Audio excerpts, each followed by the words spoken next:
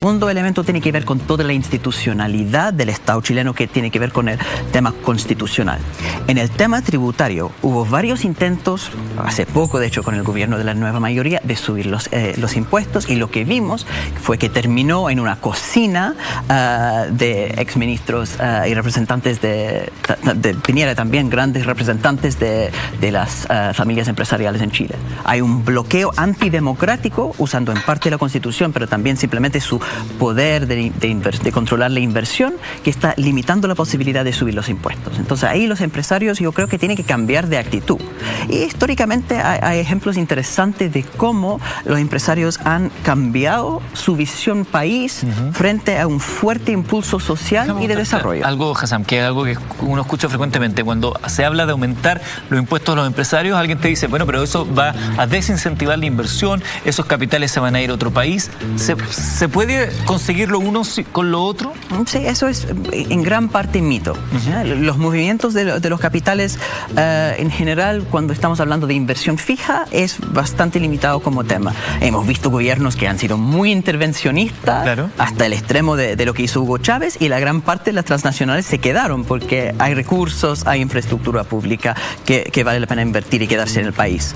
En términos de los incentivos de inversión, uno busca subir los impuestos para luego crear otros incentivos. El Estado tiene que jugar un papel fundamental, ha hecho en todos los países exitosos en términos de crecimiento económico, precisamente para crear más incentivos de inversión. Alemania, un gran ejemplo de eso con lo que tienen con las instituciones intermedias de los Fraunhofer, que crean precisamente una infraestructura, como un ecosistema de pymes con alta capacidad productiva. Empleos, es como una nueva manera de enfrentar Chile, ¿no? Que por ahí podría ser ideal, otros dirán no, utópico, otros dirán bueno, hay que jugársela. ¿Se puede hacer ese gallito, Janet? ¿Tú crees que están dadas las condiciones en Chile en términos de capital cultural y todo lo necesario para dar ese salto? No falta conocimiento para hacer el salto, falta voluntad de ponernos de acuerdo y de hacer tanto el pacto social que necesitamos para tener más movilidad social, que es una de la promesa que un modelo de libre mercado debería cumplir, que no siempre los mismos que ya tienen el capital siguen teniendo el capital en 10, 15, 20 generaciones más, porque si no vamos a tener no una economía libre, sino una aristocracia de capital. Entonces vamos a tener que revisar movilidades de capital, pero también la movilidad de ingresos, y ahí quiero recordar un estudio realmente preocupante a nivel OECD, pero específicamente en Chile, que muestra de que cuando personas están en el decil inferior de ingresos, probablemente están mejor que sus papás, pero van a necesitar hasta 6 generaciones para estar en el promedio de los ingresos. Entonces, pienso que realmente tenemos que tomar muy en serio esta data y ver cómo parte de este pacto social que necesitamos, donde deberían los empresarios sumarse también, cómo repensar este concepto mismo de la movilidad y la promesa de que alguien con talento y capacidades debería ser capaz de tener éxito en un modelo de libre mercado. Como ese sueño americano, ¿no? Cuando esta promesa no se cumple, tenemos toda la responsabilidad de revisar cuáles son las fallas para cuidar el modelo, porque si no, se autoinfringe daño al modelo. Se creía en los años 70, de hecho, que había una especie de decisión, un trade-off, decían, entre la equidad y la eficiencia. Entonces decían que al final, en el caso de Estados Unidos, por ejemplo, uno tiene una sociedad muy desigual, pero con altos grados de movilidad, mientras que en Europa uno tiene una sociedad mucho más igualitaria, pero donde hay mucho menos movilidad. Hoy en día lo que tenemos más bien se llama la curva de Great Gatsby, que es la novela de la aristocracia. La realidad es que mientras que un país sea más desigual, hay menos movilidad social. La desigualdad no es eficiente. De hecho, el Fondo Monetario Internacional en su departamento de investigación sacó un paper vinculando la desigualdad con el bajo crecimiento. Entonces, el viejo argumento, la desigualdad permite más crecimiento y más movilidad, la realidad es que no se cumple. Ha sido superada. Óscar, el rol de los empresarios. Dijo Andrónico Luksic al comienzo de esta situación, los empresarios vamos a tener que ayudar a pagar la cuenta. Sí, yo creo que eso es una visión incompleta del desafío que viene. Es una visión en la cual una vez más se enfatiza que las decisiones estratégicas de hacia dónde se desarrolla Chile, un poco lo que Janet estaba diciendo, básicamente uno las deja en manos del sector privado solamente. Y el rol de los empresarios, un poco como tú lo decías en una de tus intervenciones, es básicamente pagar impuestos, digamos, y el Estado redistribuye. Y yo creo que eso es una visión muy limitada del proyecto que tenemos. A ver, cuando yo digo que el nivel de gasto social que necesitamos para empezar a corregir las desigualdades en Chile es 10 veces lo que se está discutiendo, o sea, 5 puntos del PIB, 6 puntos del PIB, ¿ah? Y el tamaño del Estado chileno es 20, 22 puntos del PIB. O sea, estamos hablando de un aumento muy grande. Tú hacerle absorber a una economía 5, 6 puntos del PIB de mayor gasto fiscal, un aumento de ese tamaño, aunque reformemos el Estado, Janet, y sea todo sin corrupción y sin clientes. ¿Qué pasa con la inflación? Es dificilísimo de hacer. Y aunque tú lo hagas con impuestos súper bien diseñados y con acuerdos sociales, los empresarios en el corto plazo te van a decir, por supuesto que queremos aportar más, y en 5 años más no van a querer aportar más. Entonces, es súper difícil de hacer.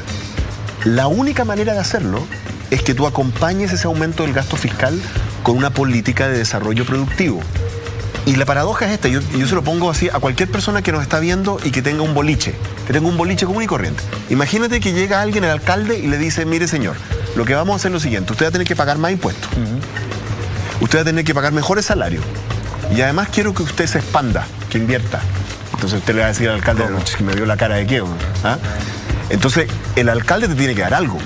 Tiene que decir, pero yo le voy a construir una infraestructura pública, le voy a mejorar la conectividad para que le lleguen más clientes, le voy a capacitar a sus trabajadores, ¿entiendes? Sí. Ese es el tipo de conversación que tenemos que tener en Chile, es el tipo de conversación que uno observa en casi todos los países que han transitado de la categoría de país de ingreso medio a desarrollado. Inevitablemente, debido a que tú le estás demandando más a los empresarios, el impuesto, en regulación, etcétera, pero además le estás pidiendo que inviertan y creen más empleo, y además que hagan apuestas productivas en nuevos sectores, tiene que haber algún tipo de pacto. Y esos pactos son una manera de conducir la economía que es muy diferente al modelo que hemos tenido en Chile tradicionalmente, porque le otorgan al Estado un rol estratégico al que no estamos acostumbrados. Chile es un país en el cual esto es una discusión que le parece a la gente muy abstracta cuando se habla del rol subsidiario del Estado. Correcto. Es un principio que es un principio sano, pero en Chile se aplica en el extremo, en forma muy extrema. Lo que hace eso es limitar la capacidad de que el Estado tenga un rol estratégico. Eso no significa que tú sustituyas a los privados, no. Significa que tú, con ellos, con los sindicatos, con las comunidades, haces apuestas productivas de valor compartido. Esa mirada, si vamos a lograr hacer eso es una pregunta bien grande, porque la verdad sea dicha, los casos latinoamericanos de países que en algún momento histórico han llegado a ser países que están ahí a punto de desarrollarse, pero muy desiguales, no han logrado hacer esto. Sí, seríamos el primer caso de hacerlo. La apuesta por una economía más moderna, efectivamente, es una apuesta que no mira solamente la productividad, que es cuánto produces por hora hombre, por ejemplo. Correcto. Porque en el mercado, en el marco de la automatización, vamos a mejorar la productividad. Tampoco se trata de agregar valor, de hacer de la frambuesa una mermelada o de la celulosa producir ahora. El litio de una batería. Se trata de hacer productos complejos que tienen distintos componentes donde distintas empresas colaboran para un mismo producto. Por eso la colaboración que tú mencionaste es sumamente clave, de que tenemos efectivamente que crear una cultura muy distinta a la actual, que es más individualista, donde cada empresa crea su valor solo, y tener también un pacto público-privado, porque la innovación tiene que ser fomentada por el Estado, pero tiene que haber tanto un compromiso en invertir más en conocimiento de esto, la empresa grande, invertir en empresa mediana, darle capital también para innovar, y ojo, pequeñas cosas, pero que pueden tener un impacto importante, como la transparencia también, no solamente de quizá el origen socioeconómico de tu jefatura gerente y del directorio, que sería interesante pensarlo, sino también tener transparencia sobre cuánto invierten en investigación y desarrollo las empresas y tener un estándar común para tener mucho mejores estadísticas y para tener también la posibilidad de que inversionistas pueden preferenciar o castigar el día de mañana las empresas que invierten en el futuro o no, porque hoy día en la FECO, en la contabilidad, en la memoria, la investigación y desarrollo no están tan explícitos como deberían ser. ¿Qué querías decir? Yo creo que Janet le dio en el clavo con el tema cultural, cómo se cambian culturas. En eso yo creo que el tema de los pactos es fundamental. Pero revisemos la historia entonces de cómo se construyen esos pactos con los empresarios. Cuando uno busca una transformación productiva, lo que está buscando es que una economía que se ha basado principalmente en recursos naturales, como en el caso de salitre, después en cobre en Chile, se cambia el flujo de esa renta para nuevos tipos de actividad. En el caso de los países que lo han hecho con más éxito, Corea del Sur, por ejemplo, lo hacen después de que los empresarios caen en una falta total de prestigio porque habían apoyado, curiosamente, una guerra con los japoneses. En el caso de Francia, que 30 años de éxito, hipercrecimiento, etcétera, se logró ¿cómo? Cuando los empresarios habían colaborado con los nazis en la Segunda Guerra Mundial, de hecho nacionalizan empresas y después sin pagar compensación, fue más radical de lo que hizo Allende.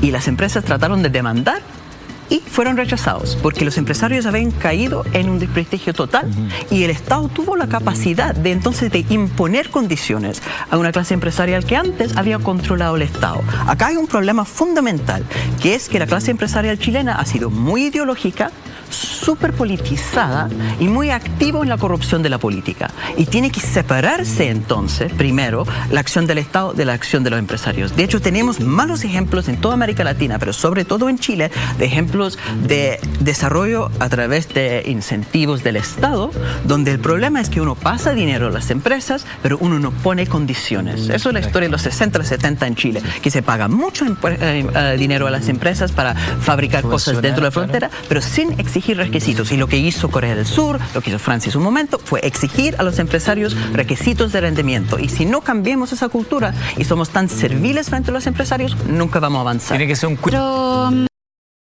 que la invitación debería ser efectivamente que haya un grupo de empresarios, personas naturales que pueden ponerse de acuerdo. Yo veo que los gremios no están acostumbrados a tener la profundidad de este debate, pero tengo esperanza de que podemos tener ojalá un grupo que se entusiasme a ponerse de acuerdo en un objetivo común y que debería estar en relación con defender el modelo, pero hacerlo más equitativo, definitivamente. Y dentro de esto es lejos lo único que hay que hacer. Dada la crisis, me parece muy interesante pensar en qué hacer con el capital, con la excesiva concentración de capital que tenemos en Chile y tomar la oportunidad para hacer un aporte al bien común, pero desde el capital, no desde los flujos.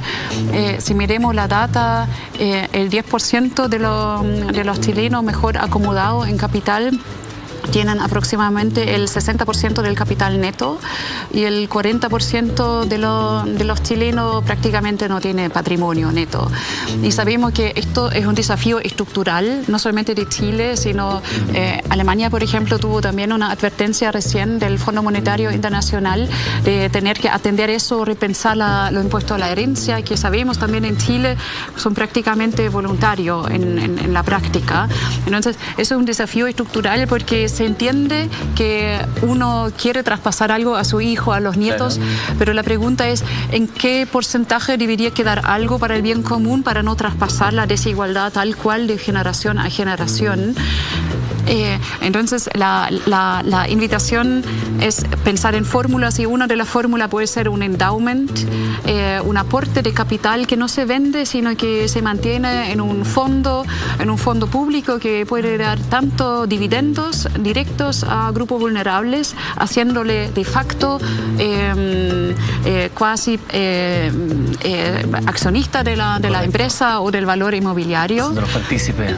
Y este fondo también podría financiar otras actividades, podría ser una fuente de crowdfunding para pymes, o podría invertir en data para la complejidad económica, pensando como en el mediano o largo plazo.